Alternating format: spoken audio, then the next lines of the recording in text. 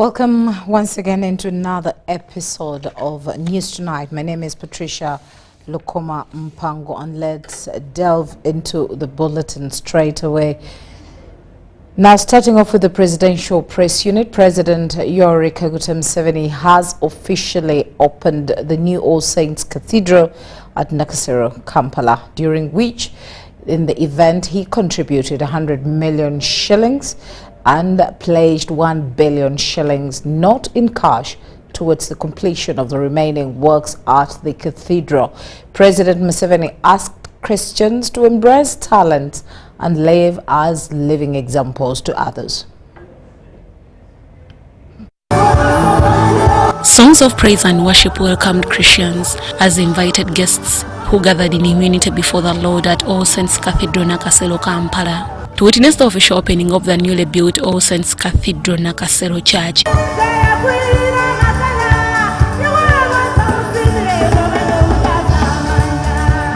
President Yoweri Kaguta Museveni, who was accompanied by the First Lady Janet Kataha Museveni, arrived at 10 a.m. amidst jovial Christians singing songs of praise and worship. And notably in entourage was the Archbishop of Church of Uganda, Dr. Samuel Stephen Kazimba Mugalu, among other dignitaries. Upon arrival, the national and the East African anthems were a symbol recognizing the presence of the head of the state amidst the congregation.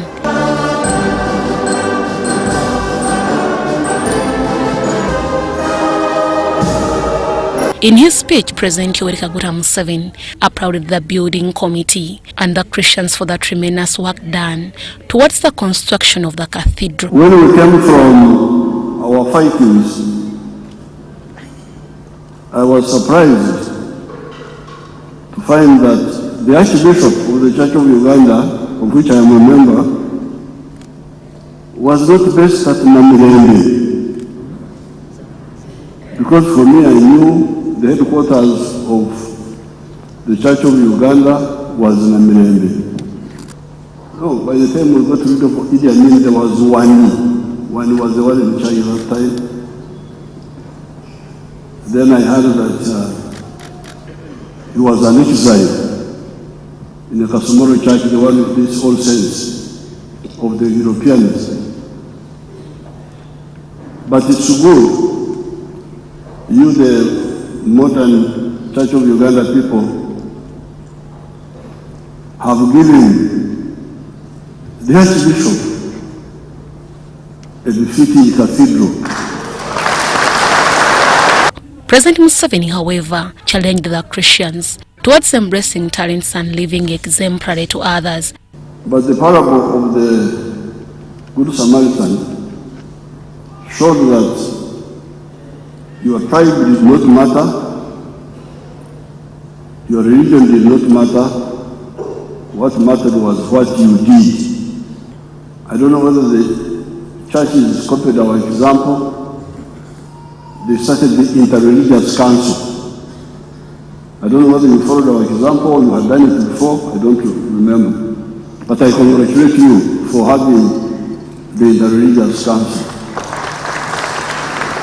His Grace Dr. Samuel Stephen Kazimba Mugalu, the Archbishop of the Anglican Church of Uganda, thanked the President for the support offered towards Church of Uganda, among others, paying the debt of the slain Archbishop Janan Luum building. Thank you so much for supporting us to clear the Janan Luum Church House debt. Now we are debt free. That building on Kampala Road, which is called Janan Luum Church House, is ours without any debt. The Archbishop also reminded the President about the long-waiting request to declare the late Bishop Hannington's Day as a public holiday. The first bishop of the Church of Uganda, who was killed by Chief Luba because he didn't get understand the language well.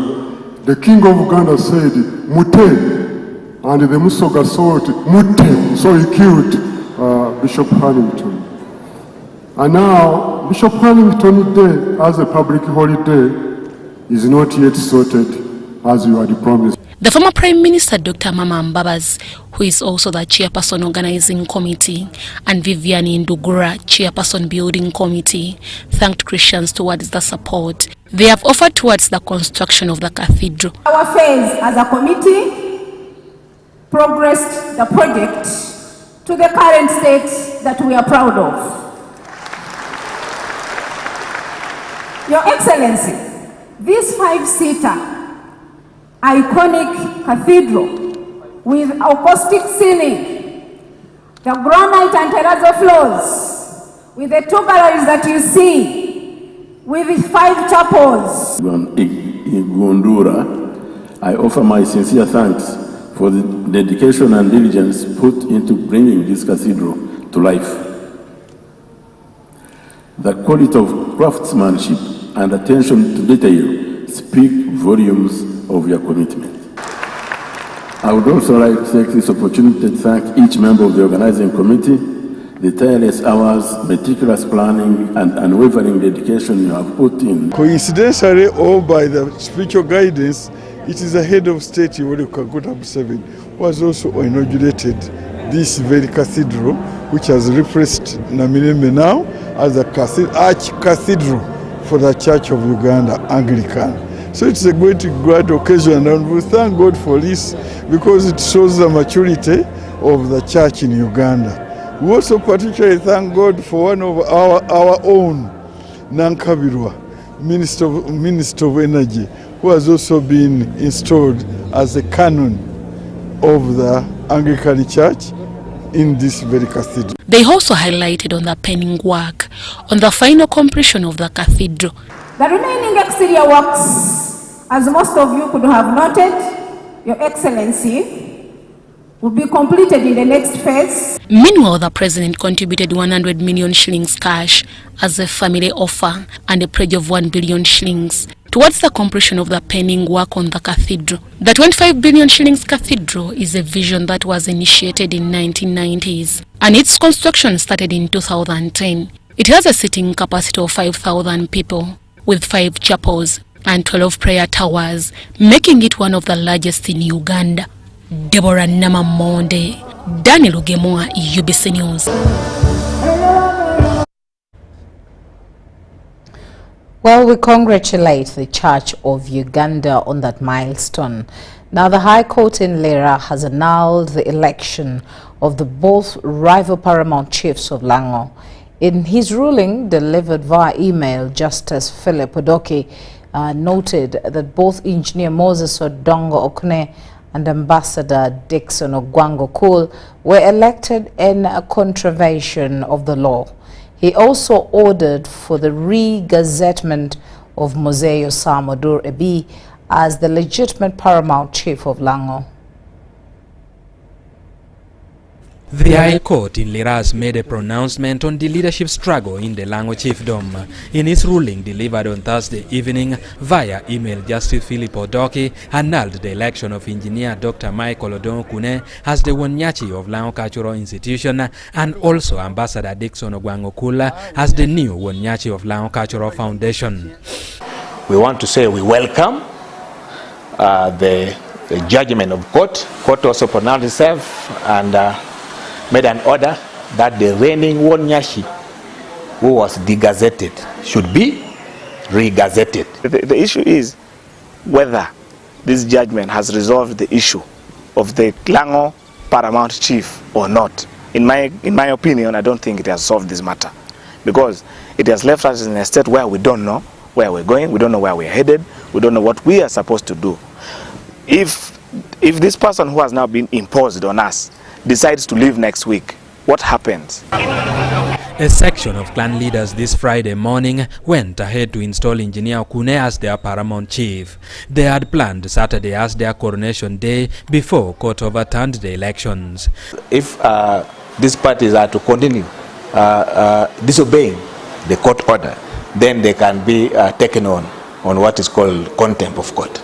We're looking at the remedies that are provided for in the law. Of course, one of the remedies is pursuing an appeal, which I believe we are pursuing. Several dignitaries, including African kings and chiefs, had already arrived to attend the ceremony. It has caused us a lot of shame as the people of Lango. It has caused us a lot of disappointment as the people of Lango. You have seen at the Mayor's Garden there are tents being erected. We have spent money that has been collected by the people themselves. Muzei Yosamudurebi, the reigning paramount chief, has been upheld by the court to remain on the throne.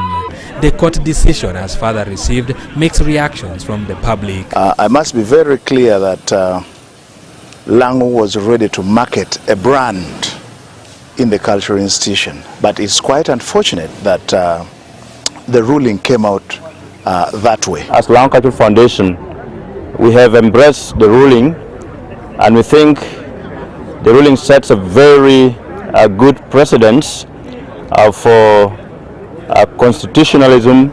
A fair and well-balanced judgment. I want to thank the judge because this judgment was conciliatory. We now need to come together as one Lango and work together. Let us forgive the hurts that has been done to any of us by any party. Let's talk peace. We have supported nations around the world to solve their own problems, and we are sure that within we have the answers, and that's our prayer to our elders. Because of the tensions, police had to intervene to calm the rowdy crowd that had gathered at the cultural center in order to prevent chaos from the rival groups. Security also continued to patrol the streets to ensure safety. Ediulwa, UBC News. Now, Doctors with Africa organization have invested a total of 1.4 billion Ugandan shillings for infrastructural development, equipment and capacity building for health workers in 4 hospitals in Karamoja. The 4 hospitals include Moroto Regional Referral Hospital, St. Kizito Matani Kabong and Abem District Hospital. The 4 hospitals in Karamoja have received funding for infrastructure development, equipment and capacity building for health workers. The 4 hospitals include Moroto Regional Referral Hospital, St. Kizito Matany, Kabong and Abem District Hospital. The infrastructure development ranged from renovation to construction of new structures, equipping the centers and capacity building of health workers to offer quality healthcare services. The 1.4 billion investments by the Doctors with Africa organization were funded by the Embassy of Ireland. Maternal health and especially addressing those things that Karamoja has a challenge of access to newborn care services due to infrastructure challenges in health facilities. With a very small 1-room unit which was embedded within the maternity ward, which is on this side of us, and this room was able to only fully hold maybe about 4 children, and sometimes there will be too many, to the point that It's against this backdrop that Doctors with Africa, with support from the Irish Embassy, constructed a neonatal intensive care unit at St. Kizito Hospital Matany in Napak District. Shifting now, or what we have been able to accomplish with the help of the donors and the people who are giving us aid, we've reached a point where we can at least comfortably have up to approximately 40 children, 40 babies, very nicely given space. Our mortality rates may have dropped by up to around 40% in this new unit.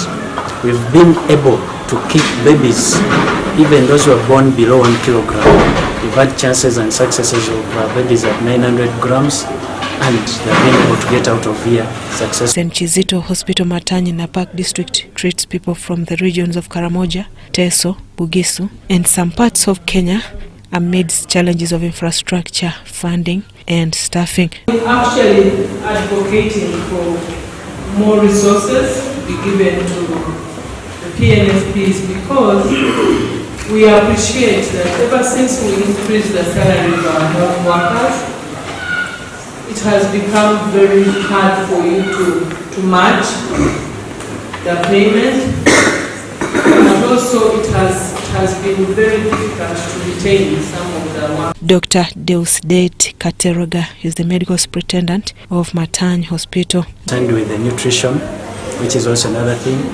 So these are issues which may make them run into these preterm labors. The Permanent Secretary, Minister of Health, Dr. Diana Twine, officiated the commissioning of a neonatal intensive care unit at St. Chizito Hospital. Ambassador, who personally has traveled all the way to come here to be with us, for the support that you've given Karamoja and for the support you've given Matany in particular. NICU is a very important infrastructure to save children. We are seeing still we are losing many children in Karamoja because of underweight, because of preterm.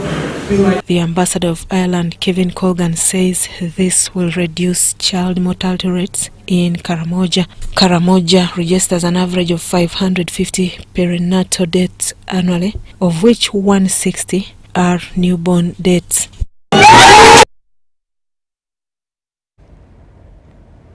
Now, African countries, Uganda inclusive, have been challenged to capitalize on the continent's rich heritage and tapping into potential of its young people as strategic interventions independently solve most of the critical needs. This has been revealed from 2024 Institute for National Transformation, Strategic Transformation and Empowerment Platform. During Friday's conference organized by the Institute for National Transformation, global thinkers have reiterated the need for African countries to leverage on science and innovation in order to unlock the continent's vast economic potential. Science, technology, and innovation is the basis for that ability to create and innovate and address economic and social challenges we have in the world, including in Africa. We believe that Africa has no business to be poor. We believe Africa has no business to be a borrower or borrowing continent. We believe Africa has all it has to be able to do the necessary things and be able to leapfrog and be self-sufficient in many respects. 70% of Africa's population, equivalent to at least 1 billion people, is under 30 years of age. With the majority of these unemployed, global thinkers say African countries must encourage local production of goods, invest in local scientific initiatives to develop solutions tailored to Africa's unique challenges. And Africa, with a youthful population, has a very strong, dynamic, opportunity with this.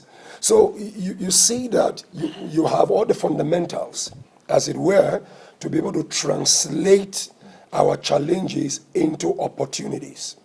Now, the Vice President was talking about the knowledge economy of today and the many other things that is happening.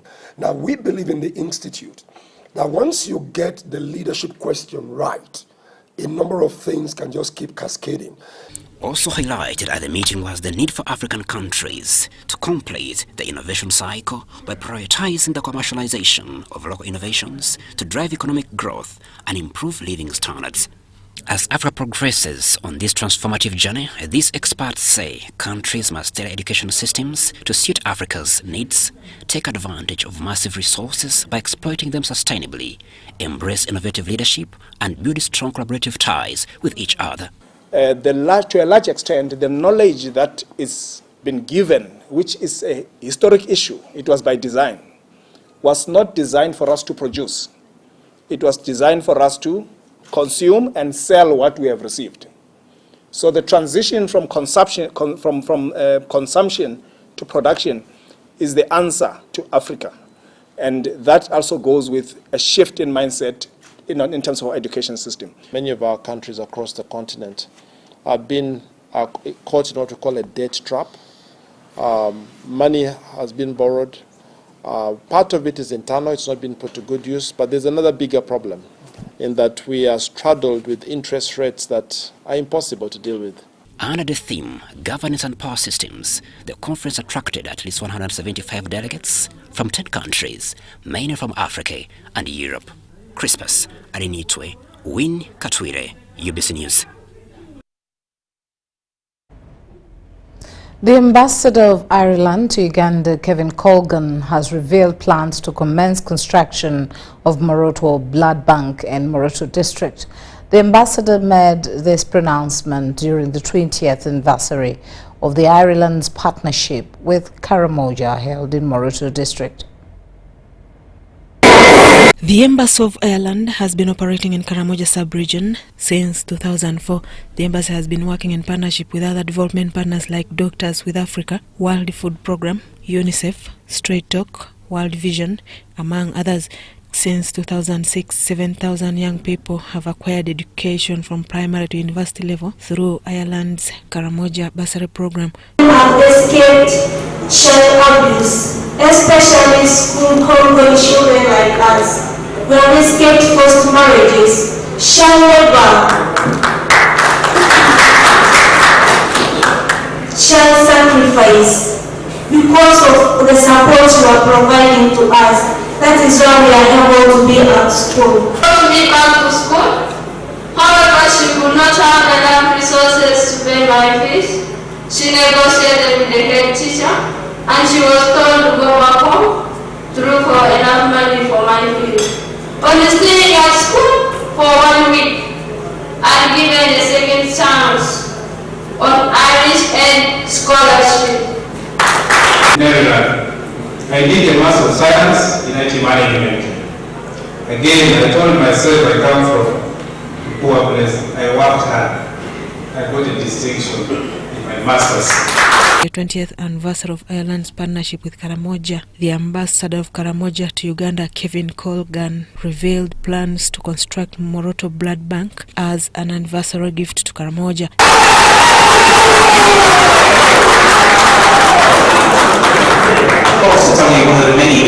The ambassador also committed more support for Karamoja and Uganda in general. Continue the strong focus on Karamoja, building on previous gains.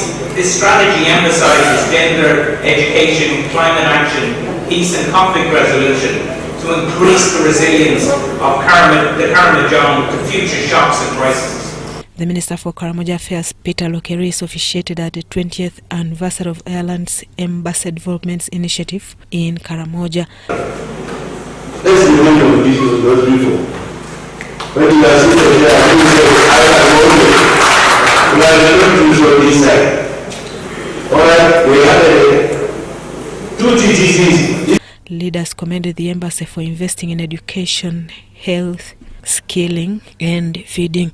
Development partners in Karamoja have been called upon to emulate the embassy by investing. Education-wise, they helped us build classrooms, they helped us build dormitories, and they have offered scholarships through Straight Talk Foundation to some bright and disadvantaged girls and boys. Donating 2 ambulances which went to Abimi district and Nabilatuk district. And then sponsoring building capacity of those who are already working to go for masters, postgraduate courses. To go for, and we appeal to other partners to emulate the good work that the Irish government has done in Karamoja and Uganda as well. The function was attended by politicians, development partners, RDCs and educationists across the 9 districts of Karamoja.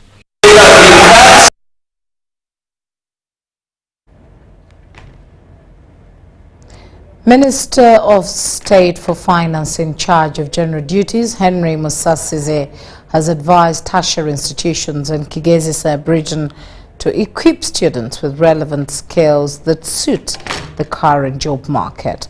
Musasize was officiating the launch of the blacksmith project organized by the Banyakigezi Students Association at Kirigime Kabale municipality.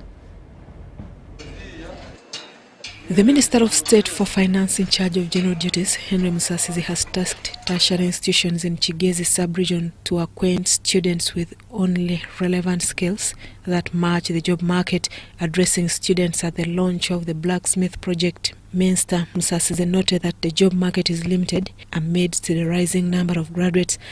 I am attracting a straighter FDI, foreign direct investment, to bring investors to come here.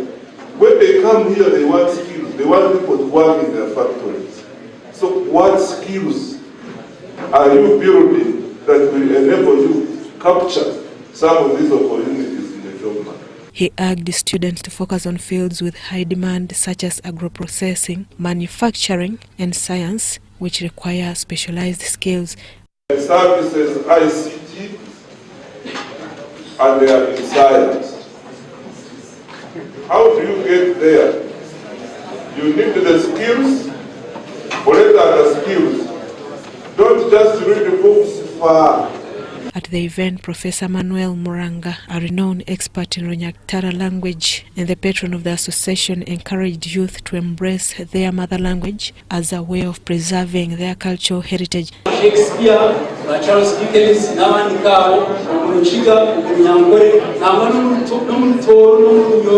the chairperson of Blacksmith Project, Henry Turinawe, noted the objective of the project and further expressed the need for more capital to expand their operation. So capital niyo tutine titwinera mali kugira ngo tugure materials. The blacksmithing craft, a long-standing practice in Bukora parish, involves heating metal over charcoal fire and shaping it with hammers to produce items like knives, hoes, axes, machetes, saucepans, and spears.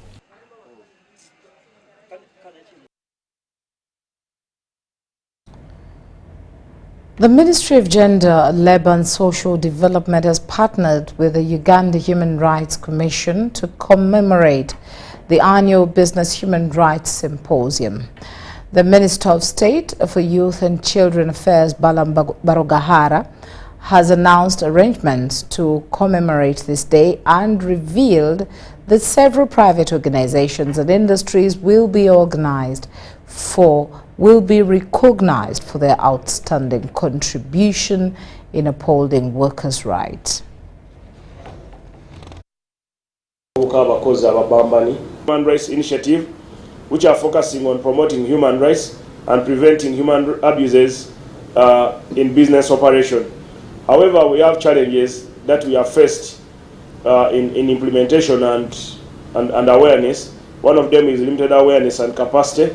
Small and medium enterprises, SMEs, require training and support to implement responsible business practices. Then regulatory enforcement, strengthening regulatory frameworks and enforcement mechanism is crucial as well. Human Rights Symposium, share insights and forge connections that will further our collective vision of a responsible, rights-respecting business culture. This year, we gather under the theme Emerging Voluntary and Mandatory Frameworks, Strengthening Responsible Business Conduct in Uganda. The focus is mainly on the private sector, but also we are looking at the development actors, but also we are looking at the communities where investments are taking place.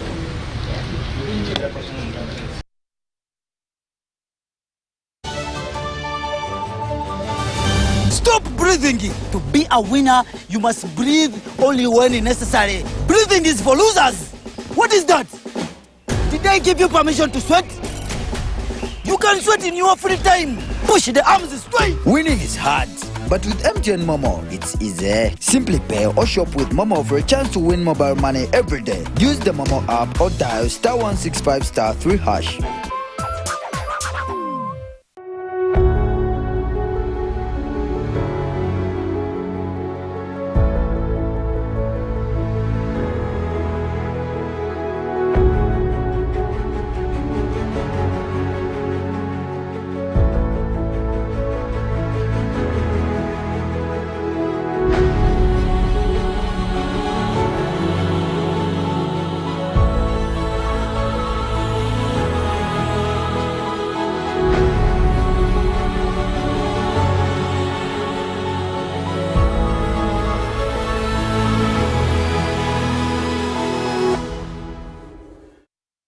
Honorable Fred Biamukama, Minister of State for Works and Transport in charge of transport, invites you to the launch of the 4-acre model campaign in the Greater Chibale District's Bunyoro sub-region. The event will take place at Chikwaya Primary School Playground, Kakumiro District on November 15, 2024, starting at 10 a.m. and will be graced by His Excellency President Yoweri Museveni. All residents, civil servants and the leaders from the districts that make up Greater Chibale, Kakumiro, Chibale, Kagadi, Chikube and neighboring areas are encouraged to attend in large numbers. This initiative, led by the President, aims to bring ordinary people into the money economy by showcasing farmers who have succeeded in the 1-acre model, 2-acre model, 3-acre model and 4-acre model. Join local leaders and residents in learning how small land can be used to enhance food security and socio-economic growth. Don't miss this opportunity to witness the transformative impact on local communities.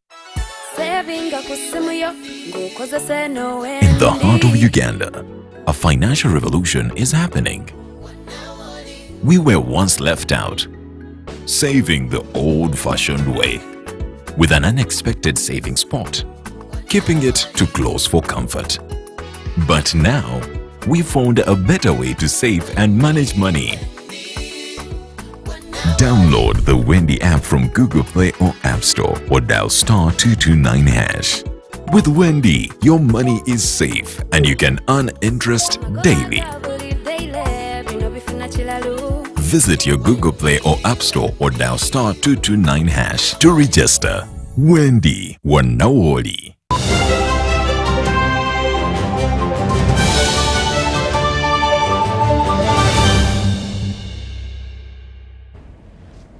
Well, into our second segment, inadequate food safety measures, digital financing fraud and poor health conditions are negatively impacting consumer experiences across the country.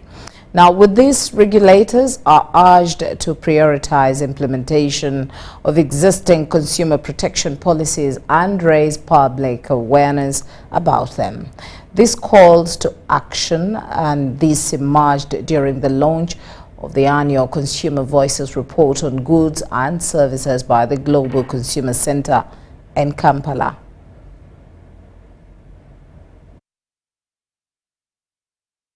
The Global Consumer Center, Consent, collected complaints from over 10,000 consumers nationwide to address the significant challenges they face in accessing safe and reliable goods and services. Key issues highlighted include inadequate food safety measures, with reports of chemically treated food and expired products, as well as a rise in digital financing fraud. People are complaining about the quality of the food that we're actually eating in this country. Food that is so high in aflatoxins, food that is having a lot of chemicals. What people are not supported at the time of delivery. You go to the hospital, very long queues, no medicine. People go to the hospital, the staff are not there.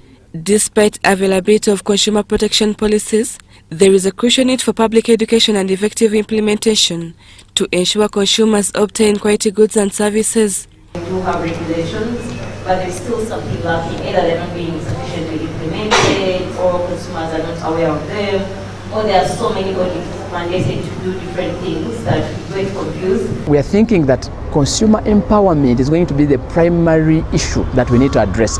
We need to increase awareness on each and every service. We need to sensitize the masses, even on the policies that exist, on the regulations. What am I supposed to do when I'm on the road and I get an accident? Legislators emphasize that Ugandans should remain vigilant and conduct due diligence regarding the products they consume, since it's their right. However, collaborative efforts among stakeholders is essential for meaningful progress. And what we do is ensure that there is enough information on the product. Our assumption is whoever is going to buy that product will take off time to read or interrogate that product. As I said earlier, the sensitization of all these things have involved many people along the value chain. Sorry, many place for the use of trade. Trade can remain policies and regulations, but you need the actors. This was during the launch of the first annual Consumer Voices report, which brought together various regulators, including UNBS and the Ministries of Trade and Agriculture. The dialogue aimed at generating innovative solutions for enhancing consumer protection rights in Uganda. We have the Consumer Voice Report. Now that one gives us what actually consumers want and what they are talking about. We also released the report on digital finance regulations, that we have a lot of laws, a lot of policies, a lot of this, but how are those policies actually being used? Consumer protection is still a challenge in Uganda, yet it is vital for sustainable development of health and competitive markets. Rebecca Natongo, Stephen Kayumba, UBC News. Now, Ronald Nahurira, the lead associate of Green Deal Uganda, has called on the government to address the rising human rights violations affecting artisanal miners and women human rights defenders in Karamoja sub-region. He made this statement during the launch of a report aimed at strengthening the voices of small miners in the region.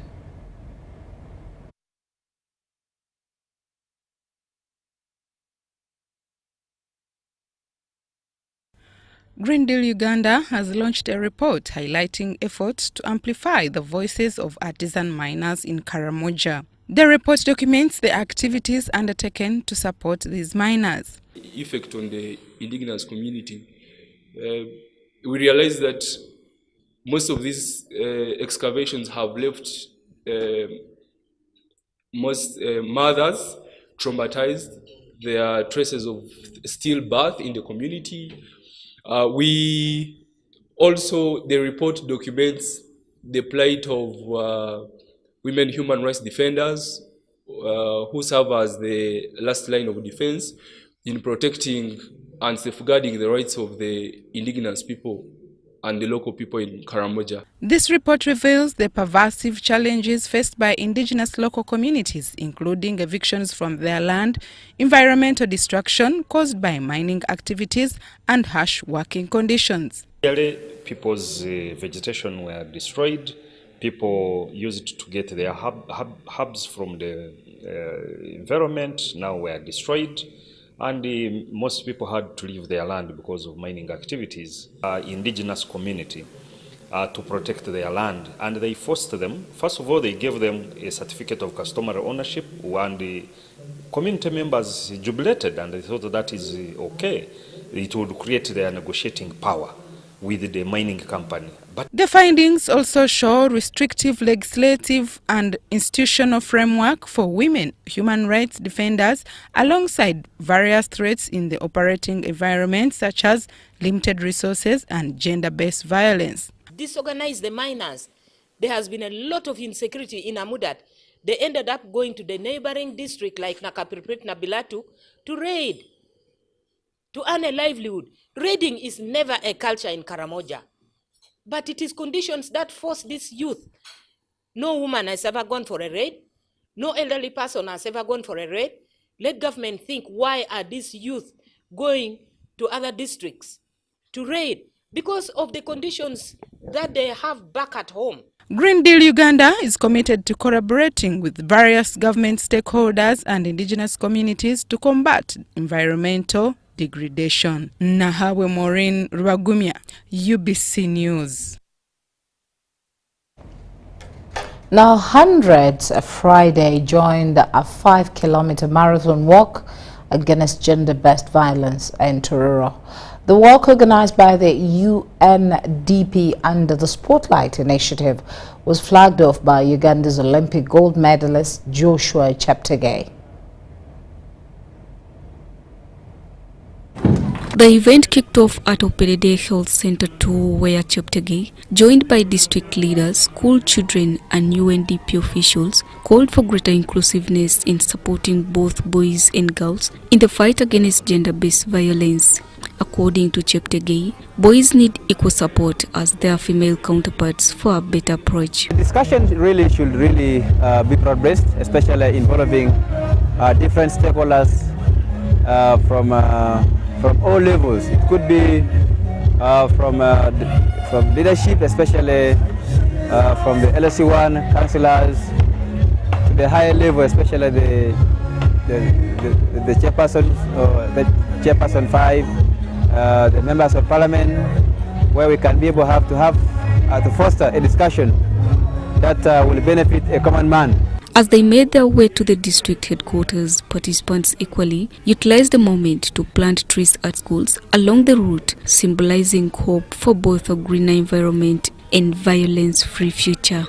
Cheptegei emphasized the need for stronger law institutions, noting that some law enforcement officers may actually be enabling the vice, undermining efforts to curb violence. Because we have had, not here but separately, mostly before, some of the indisciplined people in the force setting criminals just to go free of charge, and we really want to. That's why this gives us a discussion to bring on board different stakeholders. According to the district chairperson John Okea, poverty is the one behind gender-based violence in the district, stressing that economic empowerment is essential in tackling the root cause. Because if they fail to raise food, everyone will be annoyed because there is no meal, and this comes with the poverty. So we need to also look at IGS to support families. According to the Uganda Police Force's 2023 crime report, Toro District was ranked third in the country for gender-based violence with over 200 cases reported. Disturbingly, the district also led in defilement cases, recording 159 incidents last year. Charity Marion Imnat.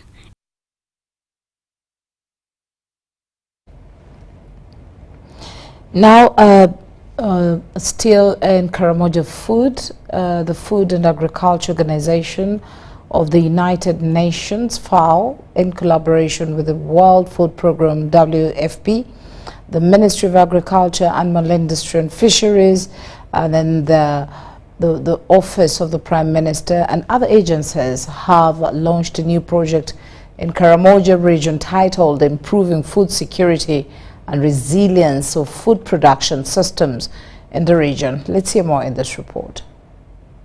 Morning, my name is Annette Masika. But as a principle, all interventions must be aligned with government program. Government now focusing on the PDM, the Parish Development Model. We would not associate ourselves as government to any program that introduces distortion without alignment. So I will request that as you go through the programs, focus on that alignment. 2, we have received a lot of support towards assisting our fellow Uganda, the Karamoja people.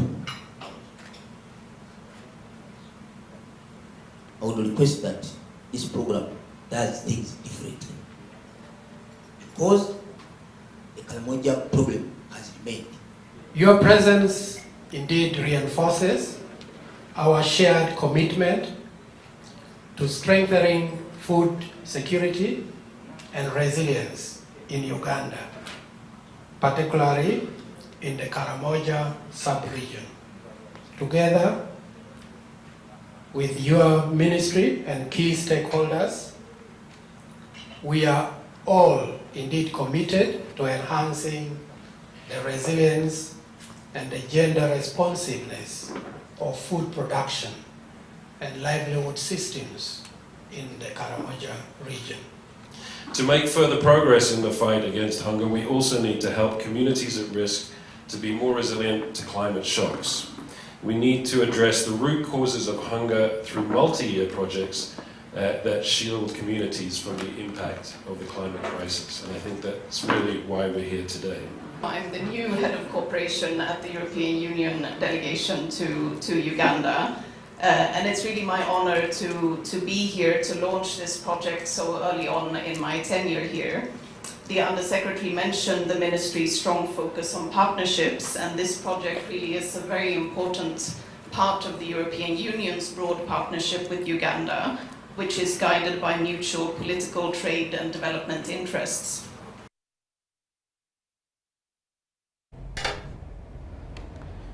Now, Minister of State for Higher Education, Dr. John Chrysostom Muyingo, has commended parents' sacrifice in educating their children. The minister was officiating the 12th graduation ceremony of Kiwoko Hospital Health Training Institute in Nakaseke District.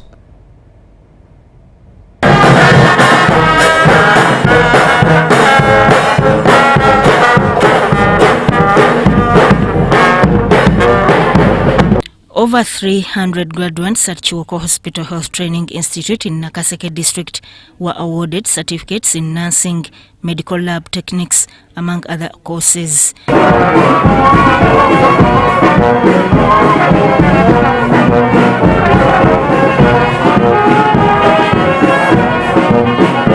Minister of State for Higher Education, Dr. John Chrysostom Muyingo, officiated the 12th graduation ceremony of the institute and commended parents who sacrifice the little they have to educate their children for the betterment of their future. My dear graduates, I thank you and congratulate you for enduring the academic life and coming out as successful health professionals to serve and save lives. I congratulate you for the many achievements, and I want to remind you that graduation marks the completion of only one stage, as the other district said, in your career. You are now equipped with the knowledge, right attitudes, and the skills required to serve humanity. The Commissioner Bitvet in the Ministry of Education and Sports, Sajat Safina Musene, commended government for supporting health institutions across the country, which has boosted health services. But also I've heard that you say you are full of innovation and you want to be allowed to think. As you want to be allowed to think, I want also to advise you that as you think, don't forget to consult. Always consult and consult and consult, but also bring on table whatever you have to support the service delivery in the health profession. The principal tutor at Kiwoko School of Nursing and Midwifery, Sarah Chamlabi, explains the institute's background of training Ugandans in the health domain. Extend a heartfelt appreciation to the government of Uganda for this invaluable role of advancing both education and healthcare. Your unwavering commitment to nurturing future healthcare professions ensures that our graduates are exceptionally well prepared to make a significant impact to the communities where they are going. Fred Kasibante compiled this report.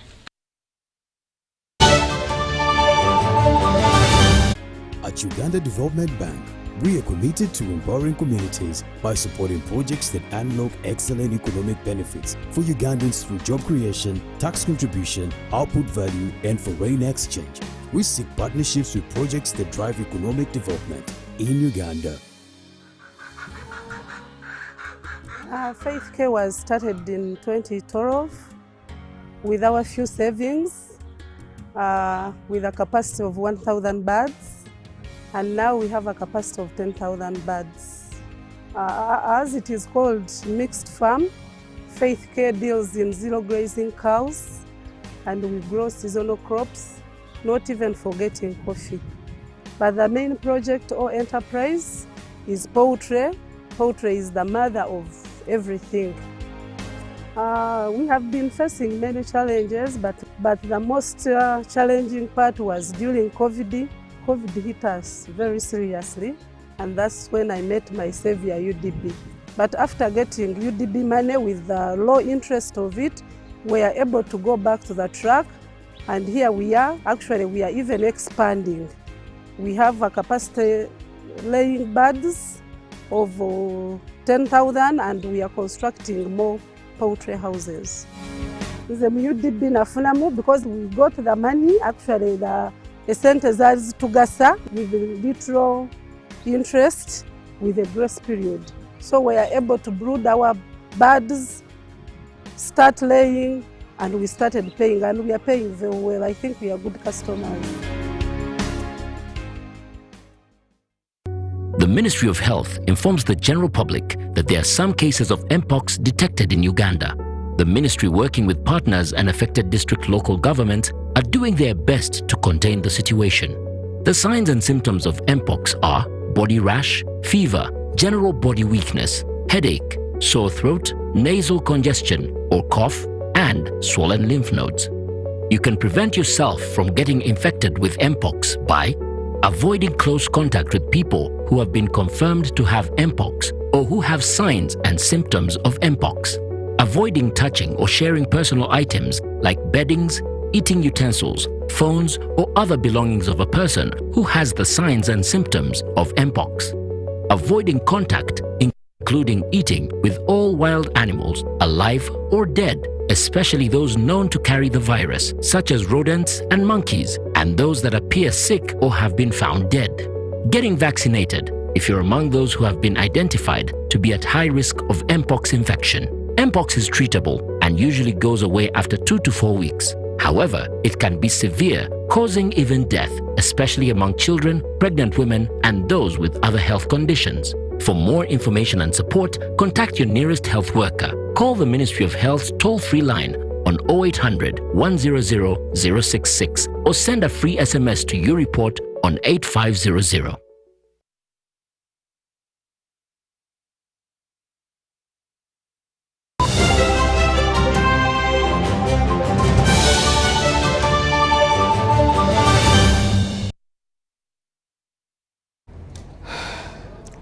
Let's delve into business, where the Global Energy Transfer Feed and Tariff Get Fit program has played a transformative role in strengthening the financial stability of Uganda's energy sector. Designed to boost the private sector's involvement in renewable energy, Get Fit has made significant strides in creating a supportive environment for clean energy initiatives.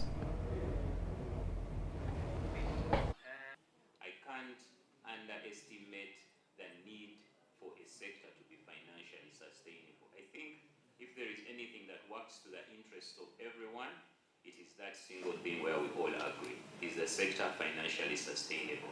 So what do we do? One, the government gets relieved of the need for providing subsidies, and what ERA does is to provide for a cost-reflective tariff. The government, the development partners provide the premium, and what ERA does is to provide for the refit, and the development partners provide for the premium, and the projects specifically move on. What has changed for us as ERA? We've been able to build our technical capacity. That was key for the regulator to be ahead of the market and respond to the market and the various financing incentives. We've also been able to build our systems within the institution to ensure that we have a seamless licensing and monitoring process. We've done that quite well. Have we remained the same? The answer is no. I think since the African Development Bank started conducting a regulatory assessment for all African entities from 2019, we've been pronounced as the best regulator on the continent, which is a very humbling achievement, because as you see, we have 169 megawatts under operational phase and 66. Those are operational plants in Uganda. I would say that the Ugandan portfolio in the frontier energy is more active and more pronounced. So, as a developer, the first thing you need to look at is check your your strategy. You need to know what you're trying to achieve. If you come to a country and they need renewable energy or they need to increase the access, then as a developer you tune your strategy to see how you bring a solution to fit into the country.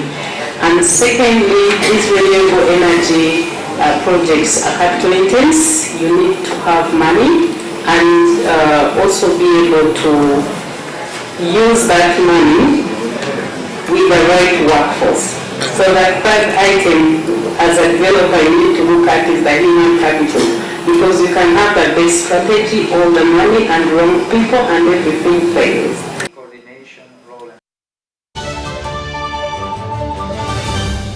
The East Africa UK Tourism and Cultural Expo 2024 is here, happening on 8th and 9th of November 2024 under the theme Enhancing Tourism as Engine for Social and Economic Transformation on the sidelines of WTM London at the Rembrandt Hotel, 11 Thurlow, PI South Kensington, London, SW7 2RS, United Kingdom. For tickets, exhibitors will pay £1,000 and participants will pay £300. For more information, call +256 787 096 100 or +254 795 806 969. Visit www.eaukTourismExpo.com to register.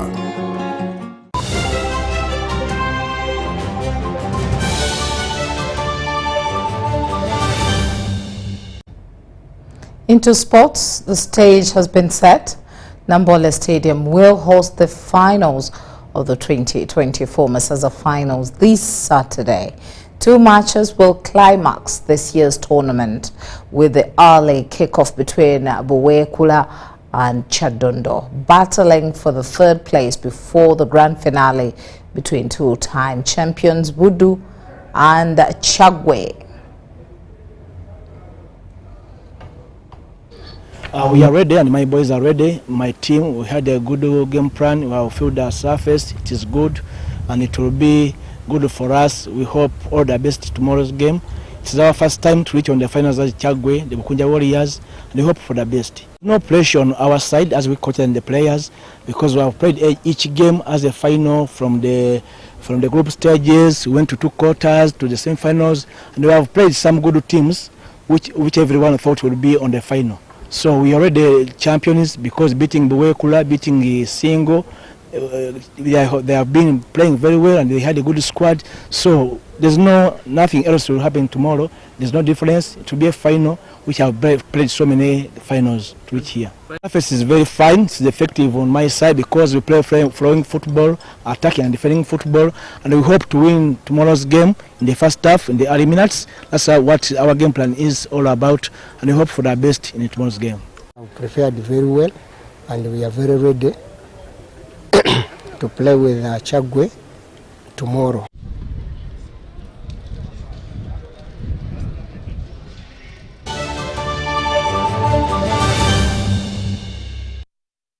That's it from us. Thank you so much for sticking it with us right from 8 o'clock. My name is Patricia Lukoma Mpango from the entire news team. It's a good night.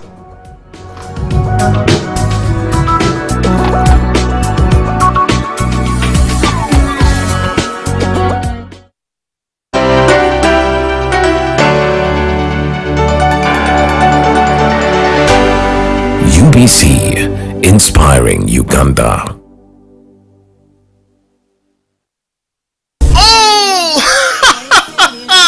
Super Soul Sisters ground-based inspiring story grand finale is here. With our theme of Vision for the Future, come and be part of this amazing yet inspiring pageant as we focus on the girls' life journey through storytelling to change people's lives. This December, Saturday the 14th, 2024 at Nakasero Primary School Amphitheatre from 10 a.m. to 6 p.m. in partnership with Plan International Uganda and UBC TV. Ordinary tickets are sold at 20,000 shillings, VIP table at 500,000 shillings and 1 million Ugandan shillings. Be there. Junko, yo, what? Check the shopping, man. What's your secret?